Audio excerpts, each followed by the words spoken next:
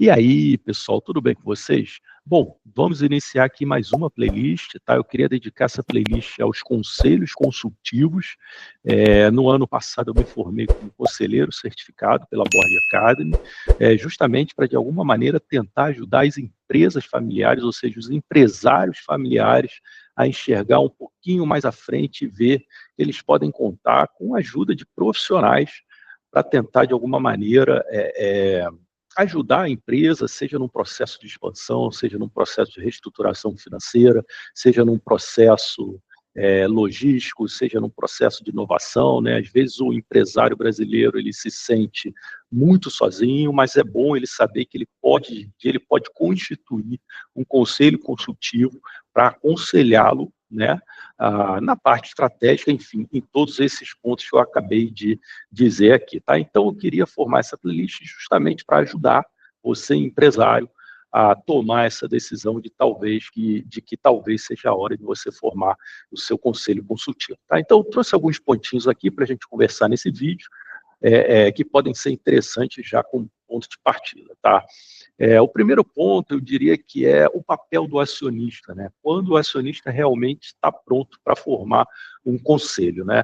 A minha resposta é muito simples. Eu diria que o acionista ele precisa estar confortável em dividir as estratégias da empresa, tá? Então, um conselho consultivo ele só vai funcionar ou ele só realmente vai ser formado se há essa sabedoria pelo acionista, que é o que entender que você não precisa carregar o piano sozinho. Tá? Você pode muito bem pegar profissionais gabaritados com muita experiência no mercado, formar esse conselho e ser aconselhado, né, por parte deles nas estratégias que você poderia seguir no seu negócio, tá? Um outro ponto que sempre me perguntam é, tá bom, conselho consultivo, o que é e como funciona? Então, como eu acabei de dar uma palhinha, né? O Conselho Consultivo ele é um órgão de governança corporativa, tá? E diferente dos conselhos de administração, o Conselho Consultivo ele não tem o poder fiduciário, tá? Então, o que quer dizer isso, pessoal? Ele não tem poder de decisão. Então, todo o poder de decisão ele permanece sempre com o acionista. Então, o acionista ele pode ficar muito confortável que se o conselho, por um acaso, decidir por uma estratégia A, ele pode negar e querer ir por uma estratégia B. Tá? Então, o conselho ele vai recomendar, ele vai direcionar, ele vai apontar os melhores caminhos, né, segundo o conselho, mas a decisão final sempre vai ficar na mão do sócio. Tá? Outra pergunta que costumam me fazer, pessoal, é a estrutura do conselho, né? Ou seja, estruturando um conselho. Bom, eu diria que a primeira coisa que você tem que pensar como acionista da empresa é linkar, né, o conselho às necessidades e desafios atuais da sua empresa. Tá?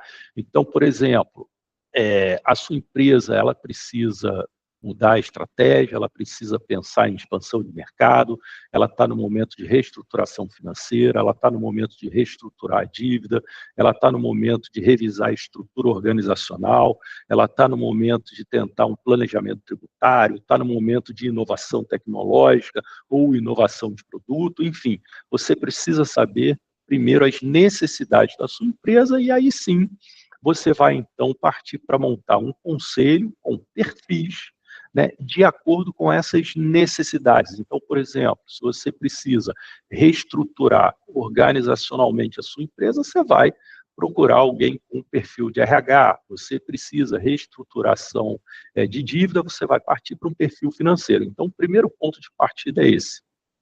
E aí me perguntam, qual o número ideal de conselheiros? Tá? Eu costumo dizer o seguinte, primeiro tem que ser ímpar. Tá? Então, 5, 7, 9 conselheiros. Tá?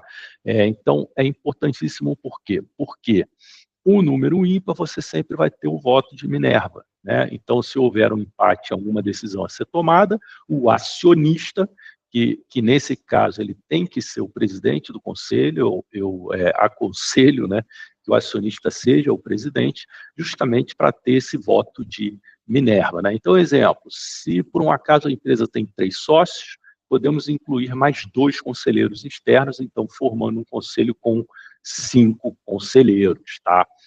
E uma última pergunta, pessoal, é a seguinte, né? De quanto em quanto tempo eu preciso revisar o conselho? Bom, depende de você. O conselho ele nunca vai ser estático, tá? Então, o normal é você fazer um contrato por 2 anos e após 2 ou 3 anos, né, revisar a sua composição de acordo com os novos desafios da empresa, tá? Então, isso é muito importante porque vai garantir, né, que ele continue relevante, ou seja, o conselho ele continua relevante e ele sempre vai ser um conselho estratégico, tá? Então é muito importante depois de 2, 3 anos você ver se aquelas necessidades foram supridas e quais são as novas necessidades que você vai precisar, né, dentro do perfil do conselheiro. Tá bom, pessoal? Então era isso que eu queria trazer para você hoje, tá? Eu vou formar aqui uma série de vídeos para você ver a importância de montar um conselho consultivo na sua empresa, que é um conselho de governança, que eu tenho certeza que vai levar a sua empresa a outro patamar. Tá legal, pessoal? Um grande abraço. Tchau, tchau.